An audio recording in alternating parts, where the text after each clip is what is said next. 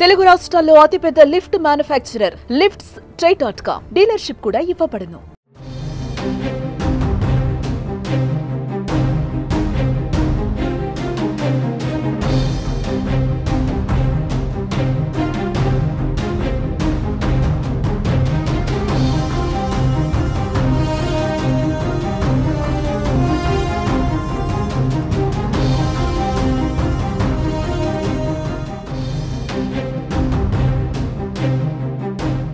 సంచలనం సృష్టించిన మీర్పేట హత్య కేసు నిందితుడు గురుమూర్తిని పోలీసులు అరెస్టు చేశారు.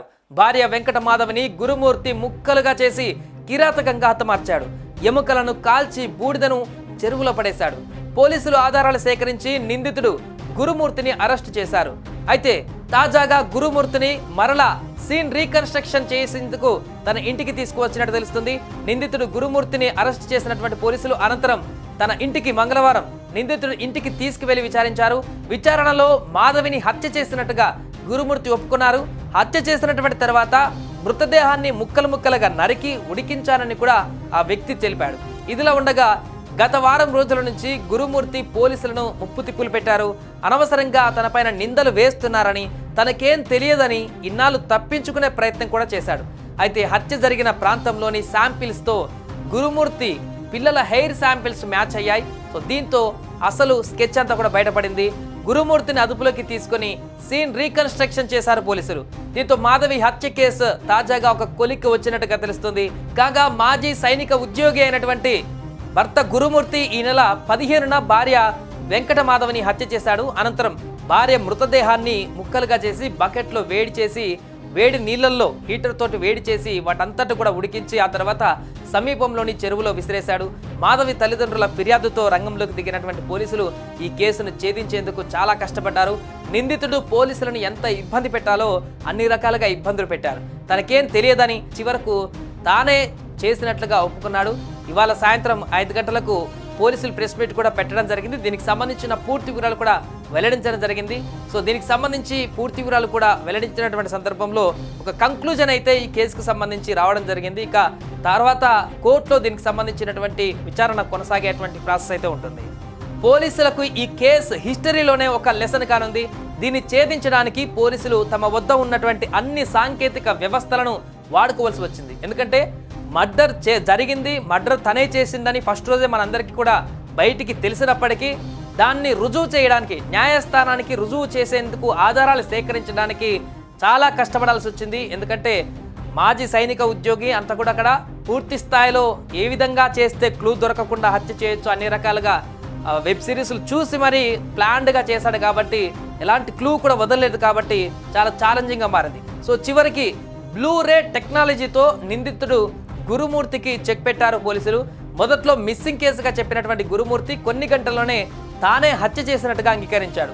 కానీ దమ్ముంటే సాక్ష్యాలు సేకరించండి పోలీసులకు కూడా సవాల్ చేశాడు. హత్య చేసినటువంటి నిందితుడు తమ కళ్ళ ఎదుటే ఉన్నప్పటికీ సాక్ష్యాలు లేకపోవడంతో మిస్సింగ్ కేసుగానే పోలీసులు మొదటగా దర్యాప్తు చేశారు. హత్య చేసినటువంటి గురుమూర్తి ఒప్పుకున్నప్పటికీ కూడా పోలీసులు ఆయన్ని అరెస్టు చేయలేకపోయారు. ఆ ప్రాంతంలోని సీసీటీవీ ఫుటేజ్ మరోసారి పరిశీలించారు. ఆమె ఇంటి నుంచి బయటకు ఎక్కడికి వెళ్ళలేదని నిర్ధారించుకున్నారు. కానీ గురుమూర్తిని అరెస్టు చేసే సాక్ష్యాలు మాత్రం వారికి మొదట్లో చిక్కలేదు.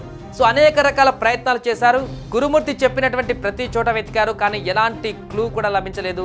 చివరకు బ్లూరే టెక్నాలజీతో ఇంట్లో తనిఖీలు చేపట్టారు. దీంతో బకెట్లో మాంసం కొట్టినటువంటి దుంగ పైన కొన్ని బ్లడ్ శాంపిల్స్ లభించాయి. వాటిని ల్యాబ్లో టెస్ట్ చేస్తే అవి మనిషివేనని తేలింది. దీంతో పిల్లల నుంచి కూడా శాంపిల్స్ సేకరించారు. సో ఆ శాంపిల్స్కి, ఆ చనిపోయినటువంటి మహిళ శాంపిల్స్కి DNA టెస్టులు పంపించారు. 3 రోజుల తర్వాత ఉత్కంఠ రేపినటువంటి తర్వాత ఆ శాంపిల్స్ మ్యాచ్ అయ్యాయి. అవి మృతురాలు మాధవి బ్లడ్ శాంపిల్స్గా కన్ఫర్మ్ చేశారు. దీంతో గురుమూర్తే నిందితుడిగా నిర్ధారించుకున్న పోలీసులు అతన్ని ఇవాళ జనవరి 28న అరెస్టు చేశారు. అనంతరం అతని వైద్య పరీక్షల నిమిత్తం హాస్పిటల్ పంపించి తర్వాత హాజరుపరిచారు, రీకన్స్ట్రక్షన్ చేశారు. అత్తవారింటి నుంచి అనుమానాలు, వేరే మహిళతో తనకు ఉన్నటువంటి సంబంధాలు లేదా భార్యతో పదే వివాదాల కారణంగానే వెంకట మాధవిని హత్య చేశాడు గురుమూర్తి. సంక్రాంతి రోజున బంధువుల ఇంటికి వెళ్ళి వచ్చాడు. అక్కడే పిల్లల్ని విడిచిపెట్టేశాడు. భార్యతో కలిసి మీర్పేట వచ్చాడు. మరోసారి భార్యాభర్తలు ఇద్దరి మధ్య కూడా గొడవ జరిగింది. ఈ గొడవలో మాధవిని బలంగా నెట్టేశాడు. కింద పడిన ఆమె స్పాట్లోనే అక్కడ చనిపోయింది. దీంతో 2 రోజులు ఆ డెడ్ బాడీని మాయం చేసేందుకు వీడియోలు చూశాడు. చివరకు సూక్ష్మదర్శిని వెబ్ సిరీస్లో చూపించినట్టుగా డెడ్ బాడీని ఉడికించి డ్రైనేజీలో వేశాడు. మాంసం నరికే కత్తి దుంగను తీసుకువచ్చి ముక్కలు చేశాడు. చివరకు ఆమె కనిపించడం లేదని అత్తమామలకు ఫోన్ చేశాడు. సాక్ష్యాలు మాయం చేశానన్న ధైర్యంతో తానే హత్య చేసినట్టుగా పోలీసులకు గురుమూర్తి చెప్పాడు. వారం 10 రోజులుగా శ్రమించిన పోలీసులు ఎట్టకేలకు అతనికి వ్యతిరేకంగా సాక్ష్యాలు సేకరించి అరెస్టు చేశారు.